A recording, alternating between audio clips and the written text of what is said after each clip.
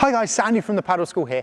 In this video today, we're going to talk about how you can be a better teammate to your partner. Now that's not only being a good teammate yourself, but also kind of picking them up and understanding how you can talk to your partner in the best way to help them improve their game. So we're going to talk about the playing side, the communication side, and also a little bit about diplomacy of the best way to kind of communicate with your partner in a match.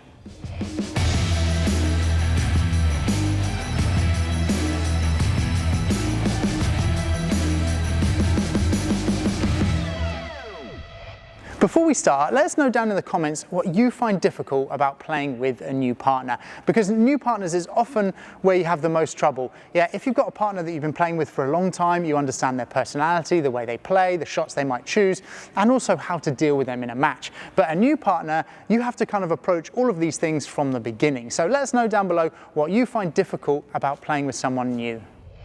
So when it comes to the playing side of paddle, yeah, we really focus on the tactics and the shot selection to help your partner. Yeah, something that we work a lot with our students is they're kind of making the right tactical decisions, playing sensible paddle, and then, you know, for example, moving forward to net after a good lob.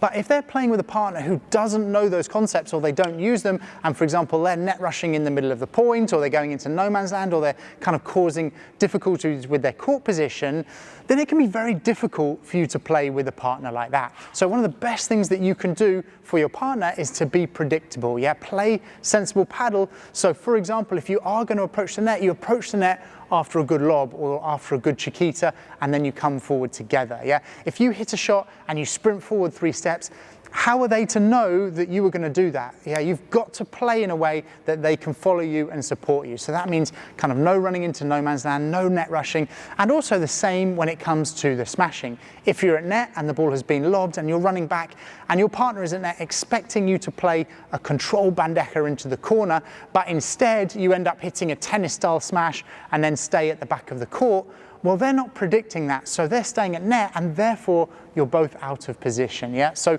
the idea is to play good, predictable, sensible paddle so that your partner can follow you when you need to.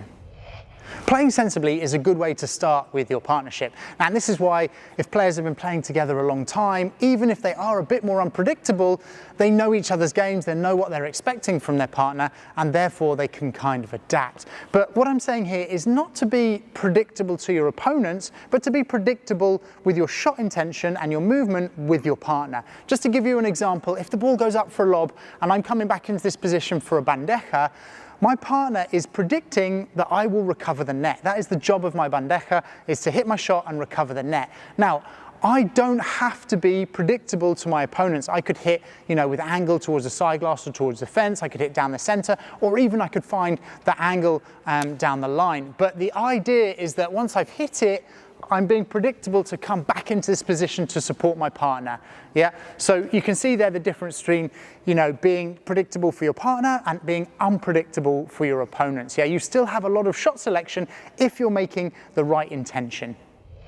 The next area you can be a good teammate is communication. So I'm going to break this down for before and during points, and then communication during the point. So before and during the points, this is basically, you know, if you're playing with a new partner, getting to know your partner before the match, like speaking after the warm-up so you have a game plan that you're doing together, understanding how your opponents play, you know, and so you have a kind of focused strategy that you can work on, you know, as a pair. And also that continued communication between points, yeah, to see how it's going, see how they're doing. You know, it's just about supporting your partner and also coming up with, you know, a common goal. And that's the same when you're changing ends or if you're between points. Whenever you get the chance to speak to your partner about things, that is a good time to discuss your tactics, discuss how the play is going.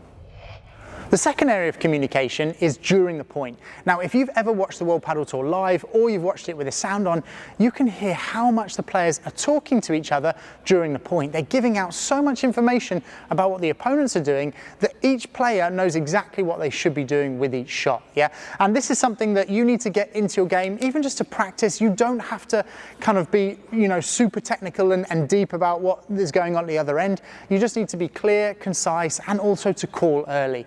For example, if the ball is being lobbed and running back, I want to know ideally where my opponents are on the court, but I need to know when I'm kind of in my preparation on the take back. It's no good telling me once I'm coming through to the contact because I don't have time to change my shot. So this is where my partner would be calling, you know, one back, one forward, both back, both up.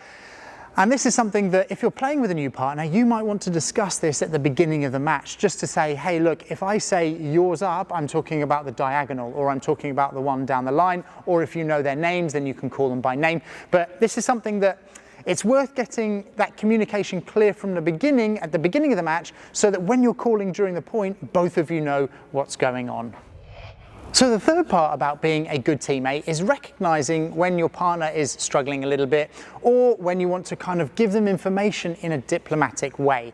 Yeah, it really helps to start that information from the beginning of the match. Yeah, so for example, if you're saying, hey, why don't we try this tactic from the beginning, let's do this, this, this, then when you do it at the end of the first set, it doesn't come as a bit of a shock to your partner. Whereas if you don't say anything for the whole first set, and then, you know, they might miss a ball, or you've lost the first set, and then you start giving advice, it can be a little bit more difficult because often players will take that critically and feel like you're blaming them or there's pressure on them. Yeah. So whenever you give that feedback, try to start, you know, from the beginning of the match with good communication, and then it will be easier. Also, you want to keep all of your kind of advice or comments or communication positive and constructive. Yeah.